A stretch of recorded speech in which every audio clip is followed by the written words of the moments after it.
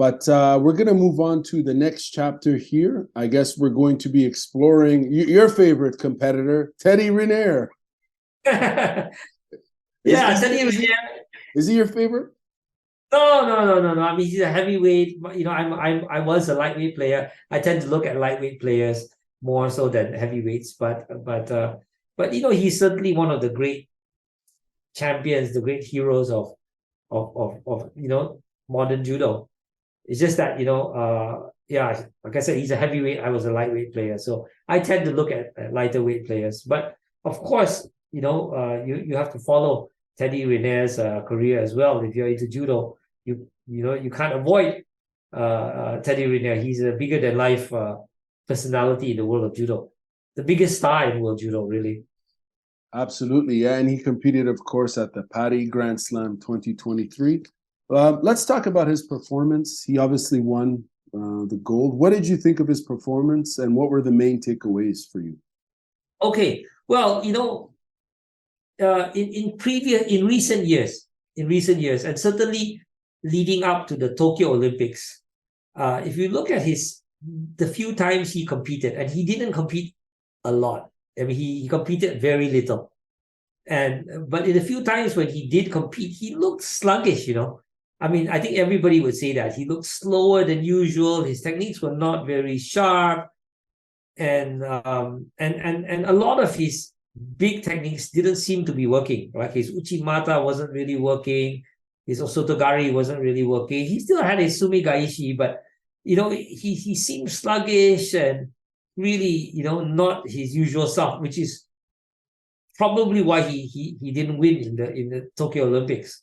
You know, it's not surprising that he didn't win the gold there, because he wasn't at his best. Okay. Since then, he's been training a lot. You see him at training camps, you know, pictures and videos of him at training camps around the world, in Japan and so on. So he's been training, but he still hasn't been competing a whole lot. He just doesn't compete a whole lot. And, you know, we can have a whole conversation about whether that's the right strategy or not. But it certainly was proven to be the wrong strategy for the Tokyo Olympics. Because if it was the right strategy, he would be the gold medalist, right? And the fact that he failed to get a gold there shows that was the wrong strategy. And, you know, after that, I would have thought he might have readjusted and changed his strategy, but it seems like he's still going by that same strategy, not competing a whole lot, you know, competing very little. I don't know why, but you know, in Paris, his first 3 matches he threw his opponents, right? He was able to get his Uchimata going again, and you know, he was able to throw again, which was something he didn't do a whole lot, you know, in previous years leading up to Tokyo. But he looked sharper. He was able to launch his opponents with big throws. But I think what's important to note is that in his semi-final, he couldn't throw his opponent. He won by Shido. He won by penalties. And in the final, against Uzbeki, right? Yeah. I think Yusupov is his name. And then in the final against the Japanese, Ota, I think was his name.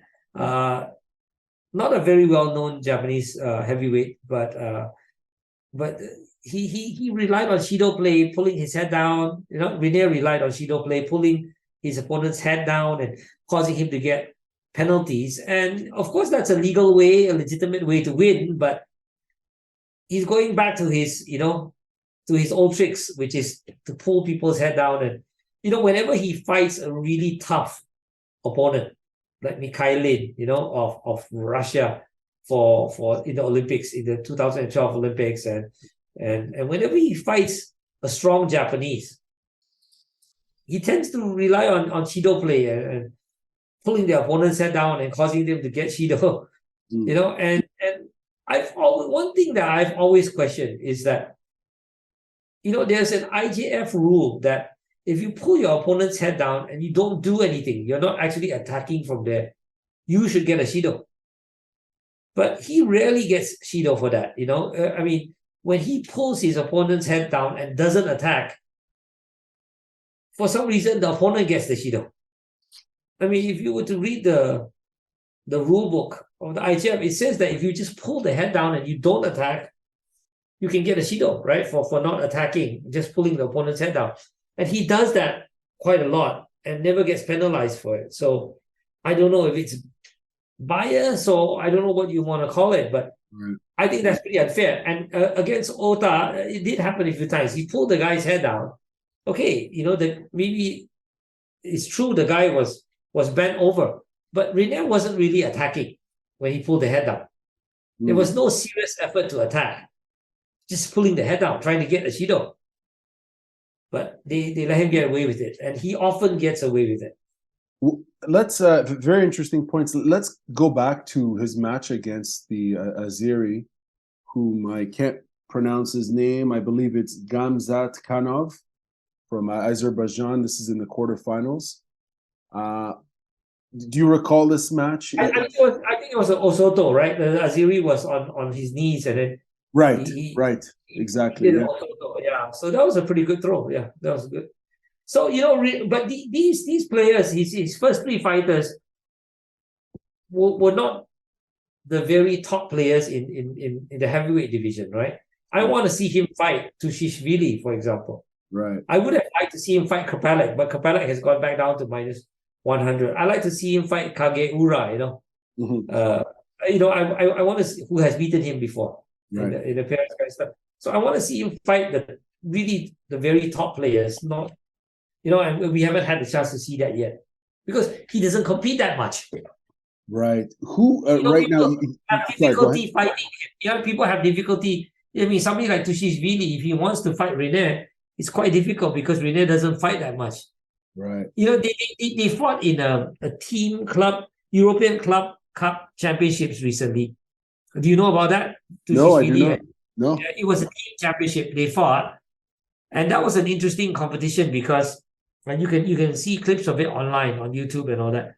In that competition, Tushishvili was declared the winner. And you'll find this interesting because it relates to something we were talking to earlier.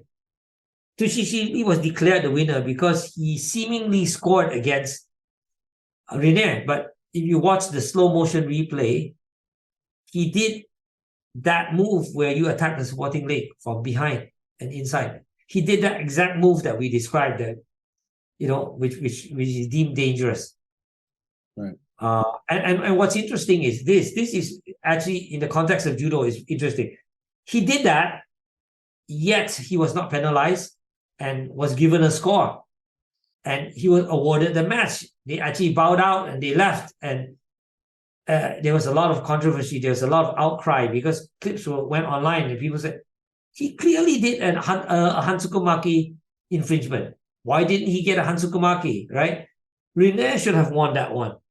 And there was an outcry, and the outcry was so huge that the IJF intervened and reversed the results of that match and declared Riner the winner. And that, to my knowledge, that has never been done before. Once the players leave the mat, even if it's a wrong call, it's a wrong call. Once you leave the mat, it's over. You can't change the results. So I think for the first time ever, the IGF went back and said, no, that call was the wrong call. Wow. Tushishvili shouldn't have gotten the Wazari. Tushishvili should have gotten the Hansukumaki. And Riner should have been the winner. Even though at that competition, Tushishvili was declared the winner. So the IGF went back and reversed a decision. Wow. That's quite interesting, huh? Yeah, totally. And I follow a variety of different social media accounts when it comes to judo, but I don't recall seeing this. So you're gonna have to send me that information. I'm curious. Okay, I'll send you a link to it. This is yeah. So he did that exact move we talked about where you attack the supporting leg. He did that. What are your thoughts on Saito? I think I had asked you that before, and you were, I think at the time you didn't, you didn't think he well, I'll ask you again. I won't paraphrase what you said. Well, at the time when you asked me, he was so new. Right. He was so new and still an unknown, and I can't remember whether it was before the World Championships or it was after when you asked me that question, but he has since made it to the final of the World Championships where he lost to the Cuban. Right. Yeah. And of course, the Cuban much smaller than he is, and Cuban was not able to throw him, but the Cuban did Shido play and did a lot of attacks. He got 3 Shidos and so the Cuban won through tactical play. So what that tells me is that at least up to that point, Saito was not so tactically aware. I'm sure after he lost the final to the Cuban because of Shido, he and his coach would have sat down and watched that match over and over again, and they would have figured out, right, this is what you need to do next time. You can't afford to fight like that anymore, against a tactical player. So I think he's probably since become more tactically aware. But yeah, I mean, in a matchup against Riner, it would be very interesting because he's a physically big guy. He's probably not as tall as Riner, but he's heavier. He's big, right? He's like his father, the great Saito Senior, who was a double Olympic champion, world champion and double Olympic champion. So Saito Junior is probably bigger than the father. He's huge. He's a big guy. And I think it would be quite hard for Riner to throw him with Uchimata or also. I think maybe a Sumigaishi might work, but it won't be so easy for Riner to throw him. So Riner might go back to his old standby, his old faithful, which is Shido play. and that has proven to work against Saito before, right? The Canadian, the Cuban managed to do it and win. But I would say that definitely his coach would have sort of briefed him on how to fight tactical players. So it'll be interesting to see. I think everybody wants to see a fight between Riner and Saito. Could you imagine at the Olympics, Paris 2024, them two in the finals? That would be epic. That would be fantastic. Yeah, very entertaining. I mean, either Saito and Riner or Tushishvili and Riner will be very interesting. Big time. Yeah. Do you think Riner will stay on past the Olympics? He's 34 years old. I would say most certainly not. I mean, he's already, I think I don't know what's his age, but certainly around 30. 34, I believe. Is he 34? He's already 34? Yeah. Right. So, I don't think he will stay beyond that, certainly if he wins his 3rd individual Olympic medal, he will retire. Most certainly.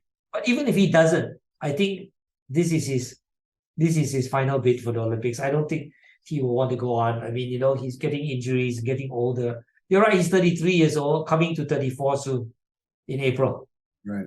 So, I mean, he'll be 35 by next year. So I think this is it. He could go on, but I don't think that there's any reason for him to do so after this. I think this is it.